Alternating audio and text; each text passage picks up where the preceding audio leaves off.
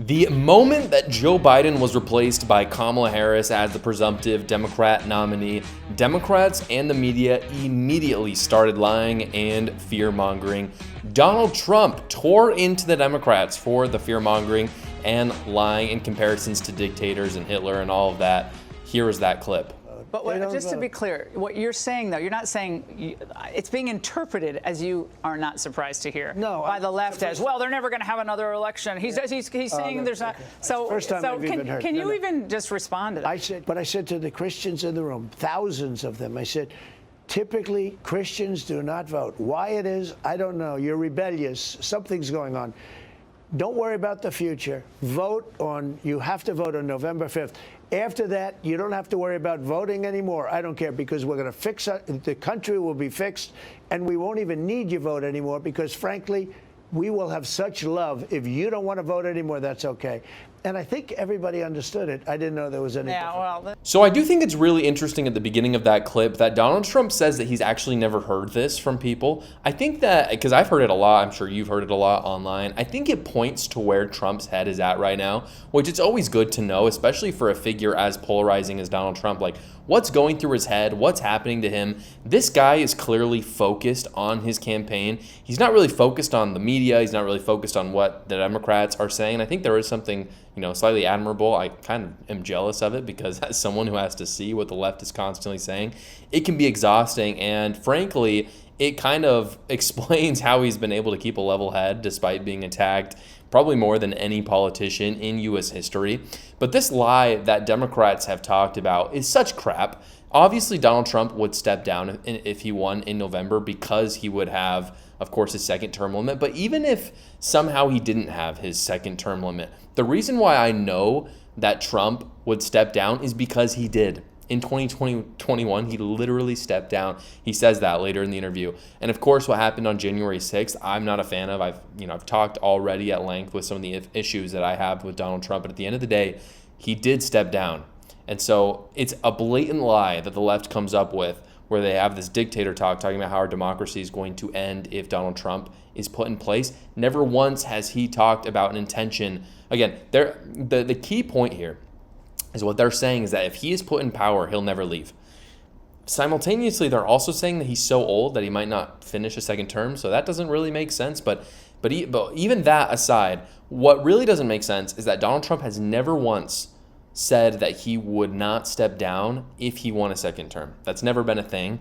The question to Democrats, though, is that and this is what really differentiates Democrats and Republicans in my mind at this moment, because, again, I'm not a super big partisan guy. I think Republicans have plenty of issues. But what's differentiating Democrats and Republicans for me right now is, why do Democrats feel the need to lie about Trump?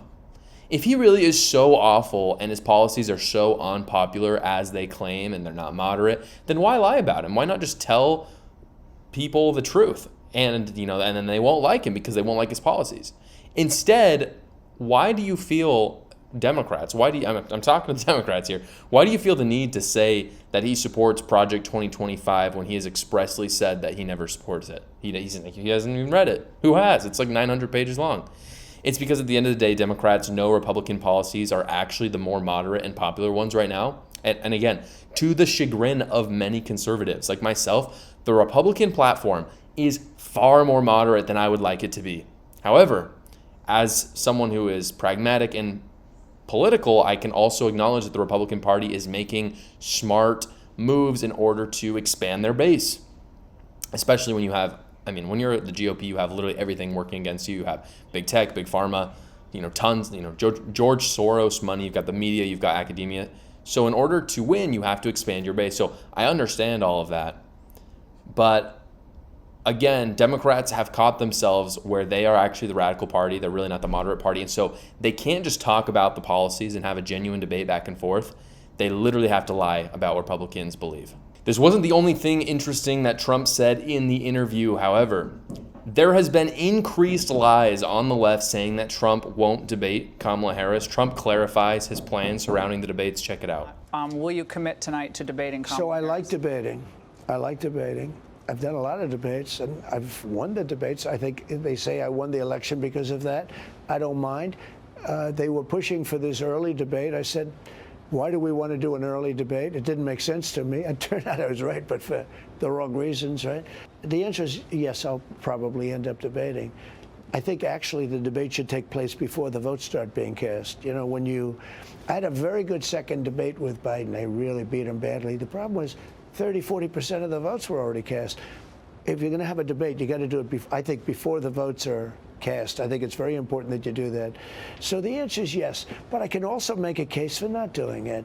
So Trump is clearly saying there that he will most likely do it. He doesn't look scared of Kamala like people on the left will suggest. And again, it's just a lie. Like, you don't need to lie. Just tell the truth. It's okay. You can say Donald Trump isn't sure about debating Kamala, and you can theorize all you want, but there's people out there just saying Kamala Harris, is terrifying Donald Trump because he doesn't want to debate her. That's not what he's saying. He's literally just saying, hey, Democrats, you wanted me to debate Joe Biden on all of your terms. I did it, and then you took him out weeks later.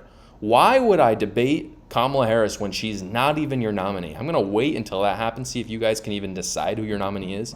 Then maybe we'll talk about the debate. However, I will say this.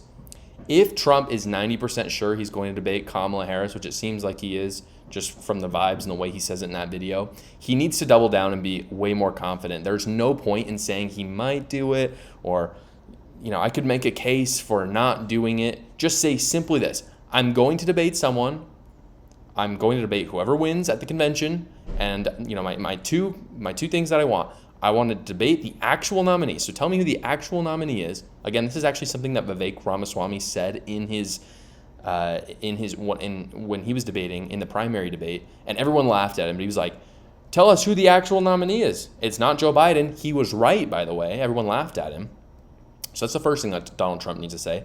I'll debate whoever the nominee is. I'm just not so sure it's Kamala Harris because you've already switched someone out. That's a good line. The second thing that he needs to say is, and I'm not going to do, and he says this in this interview, and this is a really good point he makes, and I'm not going to do it when 30% of the ballot's already cast. That did happen in 2020. It really is that simple. And so, you're just not going to come out there and debate November 1st when all these people have already done these mail-in ballots. It makes no sense. Donald Trump's absolutely right on that. But instead of kind of being wishy-washy, even in this interview I had to cut because it's just a little bit long, it was long-winded, Donald Trump is just being a little wishy-washy about it. It makes no sense just in terms of strategy. Just double down on it on your terms, because here's the thing. Donald Trump has become a lot more politician-y since 2016. I don't really understand. I understand why that is. He's been in politics more. He has more political people kind of in his camp than he did in 2016. I think it's a huge mistake. He needs to steer clear of that. He just needs to answer the questions straight up and really go at the other side. That's what everybody loved about him in 2016. He's just a little too afraid to speak his mind from my perspective. I just think this is a big mistake. He should just call it like it is. Again, if he will be the instigator of debates, he can set the terms and then make Kamala look like a coward for either not accepting those terms or just not wanting to debate at all. He should go to Kamala and he should say this: we're not doing moderators. We're not going on some left-wing platform.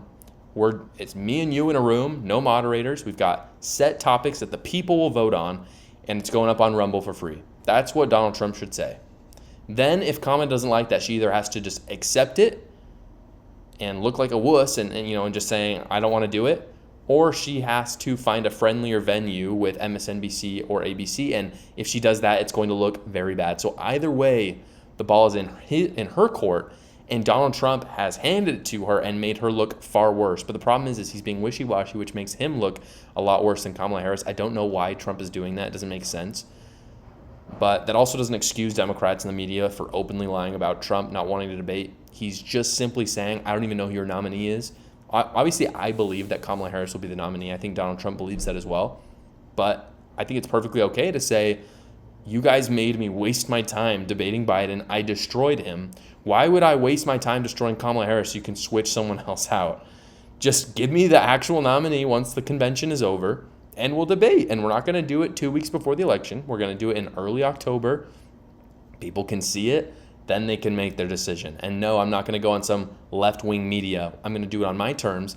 And then Kamala Harris will look awful if she'll look like the coward, not Donald Trump, if she wants it a different way. Thank you so much for watching, everybody. Please go down below, comment, like, and subscribe, and watch another video.